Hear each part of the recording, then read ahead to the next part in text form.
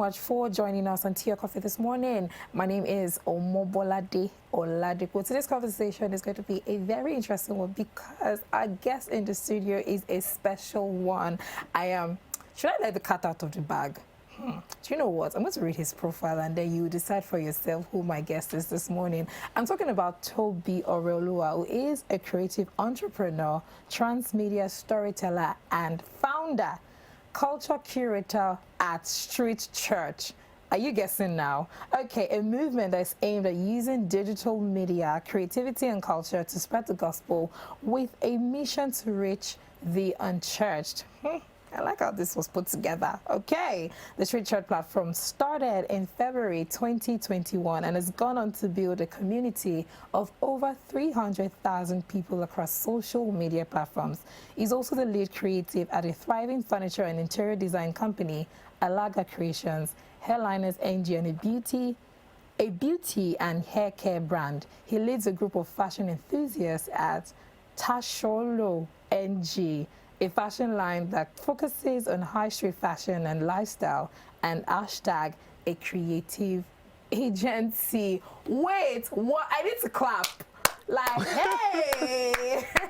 Urban parlance will say KPK. Okay. Exactly. Thank you so much for joining us this morning, Tobi. How are you doing? I'm good. Thank you for having me. It's amazing to have you here in the studio and us having this conversation because we're going to be exposing a lot of things, expanding a lot of things. And first, I must congratulate you on your TFAA nomination. Thank you. This is amazing. Are you excited for it? Well, excited is being modest about it. I love it. Because I mean, it's so nice. Yeah. It's so nice. But I mean, before I get into that conversation on the future nomination that you got, I want to talk about you as a creative, because this conversation this morning, we'll be talking about content creation for social media. We're talking about creative processes. We're talking about being a young entrepreneur and actually making it in this time in Nigeria. I would start from Street Church. Street Church took the world of social media in this part with a bang. I'm talking about last year, 2021. All of a sudden, we just started seeing these guys writing scriptures in Pidgin that, you know, that had urban in it, if that's the word. Yeah. And it was so beautiful to see because, I mean, it has a meaning to each and every one of us. You were reaching to millennials, you were reaching to Gen Zs, you were even reaching to baby boomers, because I saw my mom post something from Street Church one day. I was like, huh? Really? You want to bam? Hey. But tell me, when did it start? How did it start? Why did it start? Oh, that's a whole lot to unpack. We're going to be breaking it down because I'm so happy that you're here in the studio this morning. That's a whole lot to unpack. Yeah, thank you again for having me.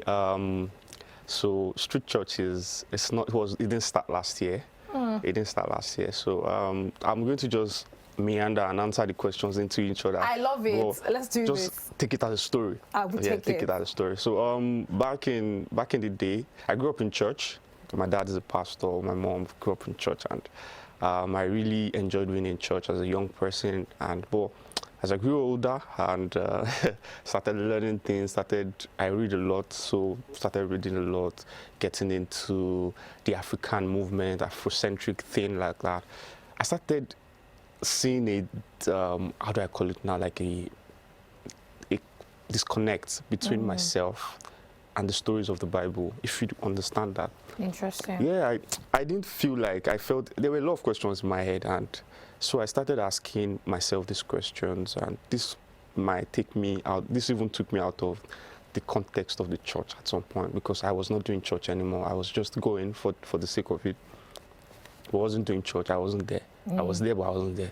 At some point, you were not participating, you weren't connecting. I was not connecting. I was participating, but not connecting. Do you understand? There are a lot of people in church like that. They are participating, but not connecting. Because they don't understand what's going on. Because they know if they leave that confine, the people would look at them in a way. Okay. So they just stay, but they are not connected. They are not really connecting to God. So I was at that point, and this was a huge period for me, for someone that actually grew up in that lifestyle. And I knew that I cannot do without God. So I started tracing my steps back and finding what is the, I don't want to go theological yet. It's okay. It's okay. Go on. But what is the root of this? And that was what led me to actually, how do I actually connect myself to the scripture? How do I connect my own local cultural thing to the scripture? And I understand it that way. So that was where Street Church started for me. Personal thing was I just started using it as my personal devotional to make sense of things, and it was making sense. Later, that 2018, I decided that okay, in a month, I was just going to do 30 days, put this post up on my stories so other people can see it, and a lot of people were like, I connect to this, I connect to this. Interesting. Yeah, but I do it for a month, I stopped because, of course, 2019, I did it again, different. I got some followers. People were like, they would screenshot it, post it on their own stories and things like. A lot of people, they were like, this is good, this is good. You should make this big. And but I was like, why am I making it big? Can't you just enjoy it like this and move on with your life? So I was not really about actually doing that at that point. But not until 2020 came. 2020 was bad for everybody. And I was doing a whole lot of soul, a whole lot, it was very bad. I was doing a whole lot of soul searching and all of that. My work with God became a bit more closer because I think there's a way that God uses bad things to actually draw us close to Him. Interesting. Bad times, like, because even David in the Bible was a bad period that he became even closer with God and understood some things. So that was, I think 2020 was that year for me, and I didn't do anything concerning this in 2020 actually. Not until 2021, January, I decided to do it the same way I'd been doing it before, that was posted on my stories, but it didn't feel, a lot of people were coming and doing the same thing, like it was even much more, people were coming, but it didn't feel like, that this is not what you should be doing. You should go bigger than this. Okay. So I'm very stubborn. So I didn't want to. But one day I was just coming back from church and I was like, do this thing now. Like it was like an instruction, like do this thing now. And I got home, designed the first template of what we see as Street Church now, and posted it. And before I knew it, everywhere was just on fire. Interesting. Everywhere was on fire. So there were a lot of people that were actually looking that, I don't know how to explain this now, that they were actually looking for a new way to connect. And when they saw this, they were like, this is it. Like this, a lot of testimonials like from people like, man, I've been looking for ways to actually understand these things. This is it for me. This is like where I come to every day to read and understand. So it's not just about, I noticed that it was me at first that God used to actually understand these things, but there were a whole lot of us actually outside there that needed that to connect. So that was how it just started. Wow, this is so amazing because you started from you and then you decided to spread it so that other people can be a part of this community that you're in. So it's like you're creating a community for yourself. If I see this joke online where they call you the Daddy Gio of Street Church, I mean, it's beautiful to see, but I mean, I realized that you're not doing this alone. Yeah. Like, in this story, it seems like you have committed people that are working with you. How are you able to pick? Because I'm so sure when this thing blew up, a lot of people would have been coming that, okay, so we want to work with you. We want to do this with you. People love stories that thrive. That's what it is. And there's no one that doesn't want a success story to be a part of their journey. So how are you able to decide that this is a team that I'll work with if they were even going to share the same vision with you? Well, I'm very lucky to be leading this team at the moment because they are very bright minds, and I have a assistant Daddy Gio, as you call it, and he was one of the people that actually stood on me to ensure that we started this thing, and he did everything in his power to keep me on my toes before we started and even after we started it. Then that was how the two of us came together. I was pushing, he was also pushing from his side. We added our creativities together and formed this. Then other people, we now started looking out for people that fit into roles, not just because we like them, but people that actually they have a track record of doing stuff, and we're able to pick a very core team together. Because when you're starting something, it's very easy, like you said, to get into the balls and just open it up. You don't even understand what you're doing a lot yet. You need to keep expectations. You need to keep the way you do things. You need to keep it very limited so that you can be able to manage things properly. So that was what we did at first. Then we started pushing that 3 months, 6 months in. Other people started building an outer connect of more people, more individuals. Now we have people in different states in Nigeria that volunteer for us. Wow. Both offline and online. And it was not me, it was mostly the team. People were able to make calls, be able to be in charge of things and people like that. So it's a big deal. It's a big deal. And like I said, I'm very lucky to be the guy that is at the forefront of things, leading this at the moment. But there are a lot of people behind that's doing the work. Now, so there is something about doing something that puts people together. That is the stories that come after, the testimonials, the story of people being touched by a particular post that you've seen. I mean, you shared some earlier, but then I want us to get into it. How does it make you feel? How does it make the team feel when somebody reaches out, you get a feedback that this particular post changed my life, or, you know, something happened to me when this thing happened and all of that? How does it go? Well, this whole thing changed my own life too. So when people tell me that a post changed their life, something I know what they feel, I know how I feel, I know how the team feels. We feel very, very grateful to God that we are being used to actually effect changes in the life of people, not just in Nigeria. That's the funny part. So there was this story of someone that called us from Freetown, Sierra Leone. Yeah, and he was sharing his testimony. Like, there was a particular post. I'm trying to remember it now. It says something like, "Na grace carry us reach here, no be transport fare."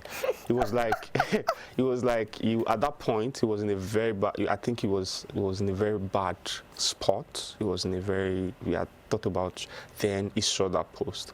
Then he followed us, started checking, and that was it. Like he said something in him changed, and he started following and he knew that things could get better. Now he's one of our lead guys in Sierra Leone. Amazing. Yeah, he actually was on our matter, like, you guys, this changed my life. We need to spread it over here and things like that. Yeah. So I know how we feel. We are always sometimes we jump on calls and we just start sharing, like, man, this is what people, that we are lucky to be here. And we don't take it for granted. We don't take what we do for granted. We actually believe that it's God and it's not us. Who will be? Who will be? So we're grateful to God for it. Now I'm listening to all this that you're sharing, and I'm thinking about the creative process that goes into putting all this together. I know that now, before I say things, I look into it very critically. I see that as much as it's a gospel platform, it is also very meticulous when it has to do with staying on brand. Like, when you see a yellow and black post, you know what it's about, and it's very, it's consistent. So it means that there's been some form of intentionality when it has to do with creating content for social media. How have you guys been able to do that? Well, so the team is filled with content creators. Nice. Yeah, we are filled with content creators, and for me also, you know, I told you that I had been doing this over a while. I'll do it for 30 days, like in the public, and leave it like that, do it and that. So I think that has already given me a kind of creative discipline to be able to know how to do these things and all of that. So my team as well, that has extended to us also. Everybody knows that this is how things are. We've been able to put ourselves in spots where we've trained ourselves to know that if this is not correct, you can put it out. If this is not right, you can put it out. And like you said, it's a gospel space. So we actually are always very, very careful. No matter how creative we are, no matter how whatever it is, we are always very careful not to mix up. Not like we've not made mistakes, like 1 or 2 mistakes here and there. Yeah. That's normal. We are human beings. We can make mistakes, but we try as much as possible not to make a mess of it, because there's a way you want to be creative and just throw everything into the wind and it just spoil whatever it is you're doing. So that is very key for us as well. So we have gatekeepers for these things, and we have people that actually create some things behind it. How are you able to connect urban conversations to scriptures? You know, it blows my mind. For instance, there is this one that I like. Now I've forgotten something about monkey jumping from tree to tree. Not tree near tree, no be say monkey sabi fly. Exactly, like that blows my mind every time. And the one that also talks about you want to bam bam. Like how are you able to tie up scriptures with these things that, because take it or leave it, these urban palaces are the ones that actually get the minds of people, gets people's attention. They're attention grabbers. But there is not just that palace, there is a scriptural backup for it. How do you do that? How do you back it up? Well, the stories are there. The stories are there. The Bible is complete.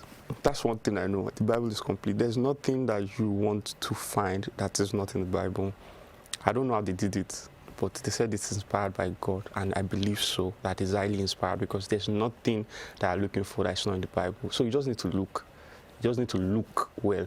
And as for us, as for me and my team, we are big storytellers. So that helps us a lot. If you look at everybody on the team, you would notice that this one, Omar, it tells a lot of story, that one. So it's easy. We just go through these things sometimes together, look at it. Sometimes it's just one person that just, have you seen this thing? And they're like, yeah, let's do it. And we do it every time, and it has become like that's what we do. So, that's amazing. Yeah. Now I want us to put a pin on the conversation in Street Church, and let's talk about you and there's so many things. I mean, I was reading through your profile and I'm like, I'm telling you, like, how have you been able to put your mind, your heart, your hands into all of these businesses, and they are doing so well, and you're able to create a balance for yourself as a young person? Well, now God the runner. I know people will say that they don't come again, but yeah, at the base of it, I think, number one, we are always must know that if God does not allow something, it will never ever be. That's one thing. But on the other side of things as well, there's a process that people go through in life that actually prepares them for whatever they do. I grew up among business people, my father, my mother, business people, so that has always been my DNA to always. I had come to an office at some point to work, and the boss called me out and said, "Guy, you can't work here." And it's like, you have to be on the street. You have to be doing something that actually, because if I keep you here, you're not going to be at your best. I'm cramping your style. Yeah, I'm cramping your style. And it was like, just do what you need to do and things like that. So I believe that I have come through a journey that's helped me to become the kind of person I am today. And now I keep these things in check, and I actually know how to delegate. That's number one. And yes, it's not just about me doing all these things. It can't be one person. Just delegate to people and allow them, even though I'm still in the learning process of the delegation, because for me, there's no what's it called, lying or this thing here. Sometimes as a creative person, when you've done some things over time, you still, when people are doing it for you, you are still looking at them like, I shouldn't say that. Is like, do you trust them enough? Yes, but over the past 1-2 years now, I've actually been, what do I call it now? I've been doing a lot of delegation to ensure that things go right, things go properly. And I think that that's one thing that every leader should learn, how to delegate properly. So it's how we've stayed ticking on all business sides over the years. That's so nice that you mentioned the conversation delegation, because a lot of people do not understand that you need to be able to trust the people that you work with and trust team. I see that you are big on teamwork and community and all of that. How did that come to be, and how have you been able to make that work for yourself? Because a lot of people, because they're young, they feel like, you know what, I'm all by myself. I can run this by myself. I don't need anybody. And at the end of the day, they get all stressed out and burned out. But in the conversation that we've had, you've talked about people that are behind the scenes that are making it work for you. You've talked about giving people opportunities to also prove themselves as creators. So have you been able to make that work? Well, I believe one thing I know for sure is there's no self-made person. Okay. All those talks about self-made, there's no self-made person. Someone that actually took you through a process, or people are actually behind the scenes working things out for you. And if you read my bio on Instagram, it says, I believe creativity and collaborations will change Africa. Yeah. So that's my belief, that not just us being, we should move away from one-man systems to actually having processes, systems that actually work. That's one of our major problems in Africa, that we actually pin things on people rather than systems. So I don't want to be part of a generation that will do that. So I'm teaching myself now to actually ensure that I am not the epicenter of everything when it comes to whatever it is I'm doing. And this will require you actually putting people together, trusting them enough to be able to run, even when you know that they are going to make mistakes. Trust me, it's not the easiest thing. It is not the easiest thing, putting people in place. Because now, you don't have to just manage what's it called alone now, their workflow. You have to manage emotions. manage a lot of things like that. And there are people that would make you even want to go all off. It's just human nature. But one thing I also put in front of my mind is that we are all human beings and we have different characters. Okay. So I try to approach people from the point of who they are rather than what is happening behind. So I get like all over like, what? But sometimes I'll come down again and be like, yeah, I think you should just do things like this. So, like I said, I believe creativity and collaboration will change Africa. We should stop pinning power to people rather than to processes. Let's put it on processes.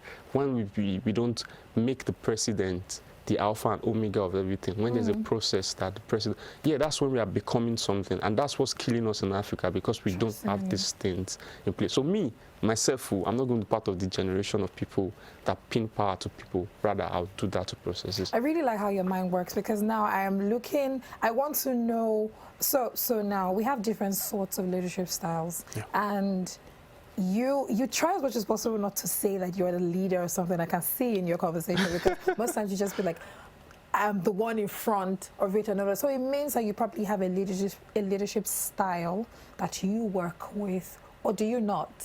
Well, I believe that Vox Populi, Vox Dei. Wait first. People say that people that say that they are trying to avoid what's it called, leadership, this thing. But when you listen to the people, it's easier for you to actually lead them. It's easier for you to lead people, even when they are wrong with what they are saying. You know how to manage that expectation. So I still believe that Vox Populi is Vox Dei. So listen to the people, understand what they want. That's when you can pick. You cannot just be doing strong head and just be going all the way like that. And it's what I want to do that I'm going to do.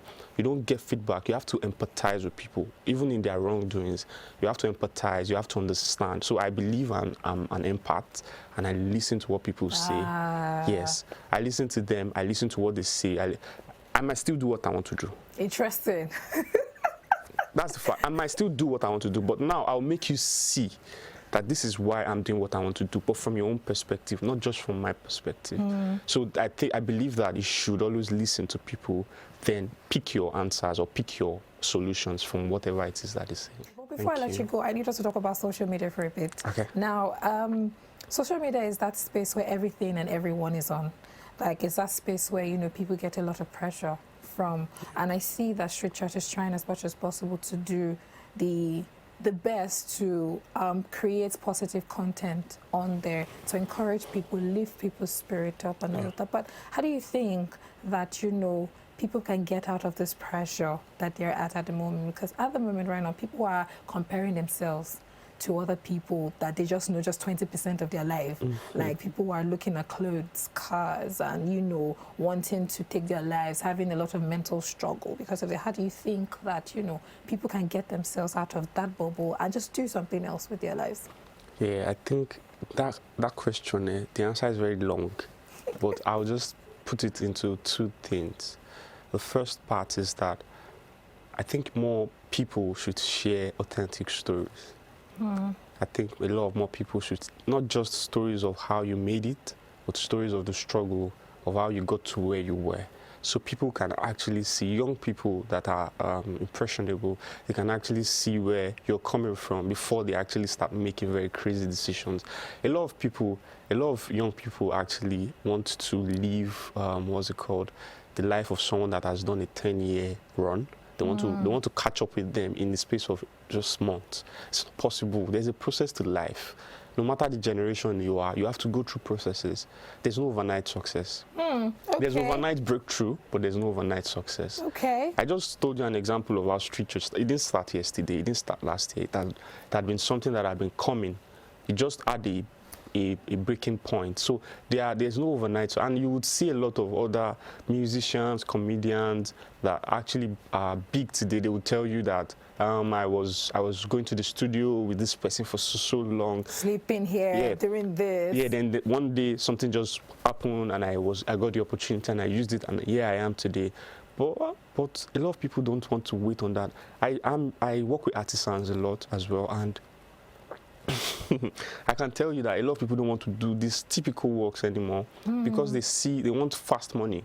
They want quick money. They want money they can get in 2 seconds. May everywhere burst, sharp. Hey. So a lot of people want to go into Yahoo as well, because fraudulent activities. Yeah, they can do a lot of things with that. They can just stay in one place and press something and money comes out. So I would say that a lot of people should share more stories to people. And another thing I would say is that young people as well should learn to understand that there's a process to life. There's a process to things. And so the first part of sharing stories is actually what would help a lot of more people to see that life is not all bed of roses, it's not all Instagram filters. There are a lot of things happening at the back. Before you even post one picture on Instagram, let's be honest, we'll have taken like 20. Yes, now you want to put your best. Yes, so most people put their best foot forward on social media. A lot of people, even you would see that people will delete their old pictures just to look better. To rebrand. Now packaging, be everything. Everybody just the package. So don't allow packaging deceive you. Behind that package that you're seeing, there's something inside that is actually messy, that's actually maybe even terrible. We're just able to cover it well. So I think young people should just understand that there's a process to life, and you have to follow through that process. Anything gotten quickly will fly off as quickly as it came. I mean, I have so many questions for you, but we have to go. It's so amazing to have you here, Toby. And I just want to say that it's amazing that what you guys are doing for Street Church and with Street Church. It's so nice that you've been able to touch so many people's lives all around. And, you know, I just hope that it goes bigger and bigger, even beyond the award that you're going to win. It just goes bigger and larger and better. It's just amazing to have you here in the studio. Thank you so much for sharing. Thank you for having me. Thank you. We've just had Toby on Tea or Coffee this morning. We've had conversations on Street Church. We've had conversations on the Future Awards Africa. We've had conversations on social media and social media comparison. We've had conversations on content creation and creative processes. One of the things that I've taken from this conversation this morning is follow your process. You have your own journey. Stop comparing yourself to other people. At the end of the day, when it's time for you to get to where you're supposed to be, it's going to be amazing. We have more to come on Tea or Coffee. Don't go anywhere.